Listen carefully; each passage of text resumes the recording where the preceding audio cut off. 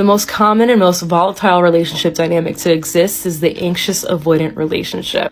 This is the runner-chaser dynamic. You take a fiercely independent person who has issues with intimacy, vulnerability, and commitment, and you pair that individual with a hopeless romantic who struggles with insecurity, trust, and codependency. It's a trope that you see in romantic comedies all the time, but in real life, it's a match made in hell. So why are these two so drawn to each other? They're total opposites. Why don't they just date other like-minded individuals?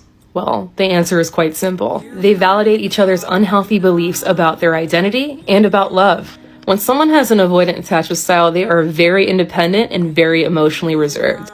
Needing help and being vulnerable is a sign of weakness to them. They're also very sensitive to failure and rejection, and that's how they view their identity. They'll say, I'm very driven, I'm mentally strong, and I'm always in control of my emotions. So what kind of partner is going to reaffirm that belief for them? Who's going to make them feel like they're strong, put together, and in control of the situation by comparison?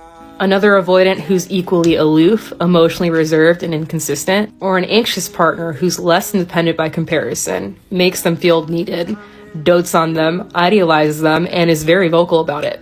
What kind of partner is going to make that avoidant feel good about themselves? What kind of partner is less likely to make them feel those uncomfortable feelings of rejection? When someone has an anxious attachment style, they believe that love and acceptance is something that they need to win over. They subconsciously associate the chase with passion and desire. Sometimes they even get turned off when someone approaches them with the same energy that they approach other people with. So what kind of partner is more likely to present them with the kind of challenge that piques their interest in the beginning? Another anxiously attached person or an avoidant? So here's what's interesting about this dynamic. The things that you end up resenting in the relationship are subconsciously the same things that drew you to each other in the first place. So when this unaligned relationship inevitably comes to an end, you'll hear the anxious partner say, see, this relationship is just more proof that I'm not worthy of love. The avoidant partner will say that this is proof that relationships are the end of your independence, your identity, and a place where boundaries are never respected. When the reality is that you are unhealed and you are continuously choosing your unhealed counterpart. If this is something that you struggle with, I'm a huge advocate for therapy.